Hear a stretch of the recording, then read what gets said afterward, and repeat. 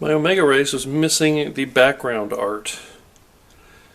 And I put a want to buy ad on the KLOV forums and waited a couple weeks and didn't get any response. Anybody had an original used one for sale.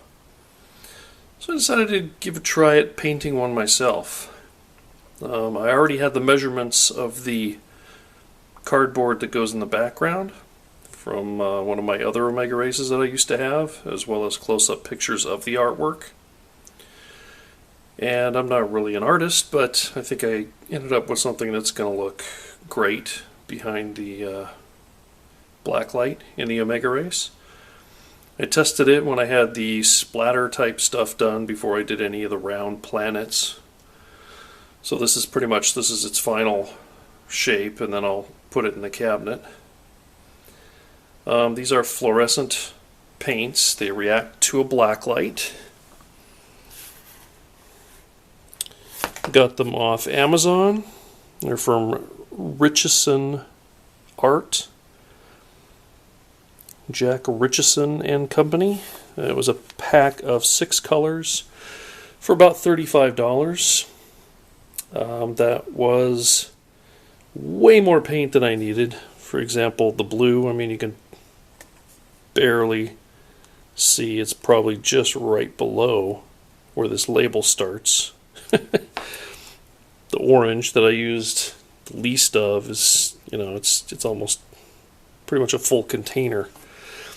So that was way too much paint, but my wife actually is an artist and will probably find a use for it. Tools I used, I went to the dollar store and got a set of measuring cups and spoons for $1. I used the quarter tablespoon, teaspoon, whatever it is, quarter teaspoon. And I took that much powder, kind of shook it off so it's just level, dumped it in, and then ran this under the faucet and dumped it in so it's equal parts paint and powder, and that seemed to work okay. I then used a toothbrush. I tried various things to get the splatter effect to work good, and just a cheap toothbrush of the things I tried seemed to work the best. Just kind of spray it in a line, dip it in the paint, shake off the excess on a spare piece of wood or whatever, and then spritz it out and just practice before you do it for real so you don't mess up what you're doing for real. And then just some cheap brushes for doing the planets and touch-ups and different areas that are a little darker than just the splatters from the toothbrush. And that was pretty much it. So there's the board I was splattering the excess paint on. If you don't, you'll end up with big, huge drops on the artwork. About the only thing, I'm not really happy with the upper right-hand side. There's a part of the art that's really dark red, and so I filled it in there, and it just, I don't quite like the look of it, but I'm just being super critical. Once that's behind the black light, it's going to look fine. The one problem with the paint is that it scratches off easily, and even some of the little dots, I noticed I would put one color on top of another when I was putting the little planets on, and sometimes it would lift up some of the dots, so it's not really sticking very well to the mat board. And I'm not sure if that's because I'm using a mat board or if something to do with the paint or what.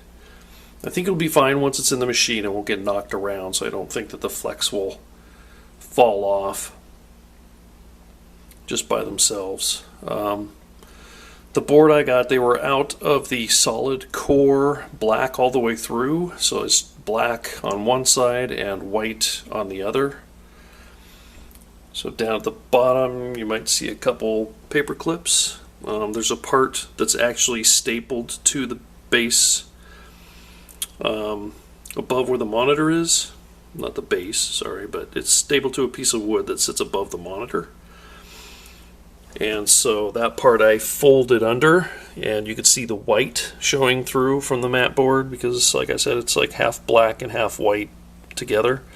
So I just took some black paint and filled in the lines so it won't be noticeable when this is in the cab. And the reason this is pinned is this bottom piece is 5.5 inches. And then there's another piece behind here that's 3.5 inches. And then there's this piece that I can't remember how long it is, and this piece that I can't remember how long it is. So when it's in the cab, this 5.5 and the 3.5 behind it are stapled together. And this part curves up to the top of the back of the cabinet where it's stapled. These edges that are inset are stapled to the inside of the cabinet. So basically I pinned this up because why print this 3.5 inches when it's not going to be seen? So of course they did it originally because they printed these things. They didn't do it by hand. So of the 5.5 long section here, I painted 2 inches, and then 3.5 of it is just going to be folded over on itself and stapled down, kind of like it is now, so you won't see. So why paint the extra? Yeah, that's about it. It's pretty much just drawing. I did the final work today on this planet, or set of 3 planets. I did the white planet, some black highlighting on it. I enlarged the red planet. It was a bit small when I first did it. Put white highlights down there. As far as the color of the paint goes, under blacklight it looks really good and it's a good match. But if you look at it here just in the daylight, it's obvious that the colors are off. The blue is way lighter than it is on the original artwork. The red I think might be a little bit lighter too, but under blacklight when you're playing it, it looks really sharp. So I will be showing a video of that. Hopefully I'll be able to figure out how to get the camera to actually focus in the dark room on blacklight reactive ink, and hopefully it'll show up well on camera. I'm not sure how good that's going to work, but just wanted to make a video of what took several days. Actually, it probably took me a week and a half, practicing with the splatter techniques on a spare board, this one here,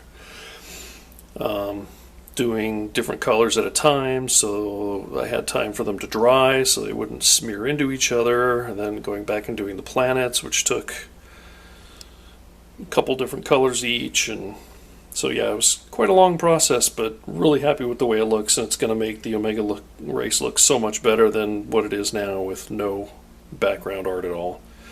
This piece is not currently reproduced, which is another reason why I made it. So it was about $15 for the board from an art store, about $35 for the paint, and then some cheap brushes. So got about $50 plus a little bit more into reproducing this. So if somebody makes one and it costs $50, I'd say it's a decent price for a reproduction because that's a lot of work that goes into it. I'm also thinking of maybe if somebody's interested, I might be able to get some small containers and put some of the 4 colors plus one of the colors. This comes with 6 colors and you only need 4. So there's pink and yellow in here that aren't used. I used pink for all my testing. The pink and the red are, they're fairly close. They're not all that far apart, actually. In fact, there's the pink and there's the red. So, yeah, that's the pink. And that's the red. The pink looks more red to me than the red does, but when it gets wet and mixes with water, it does get a bit darker. So anyway, yeah, I might think about offering this if anybody is interested in trying it themselves. I might make up get some plastic containers from the art store and put enough paint so that somebody has enough paint to make one.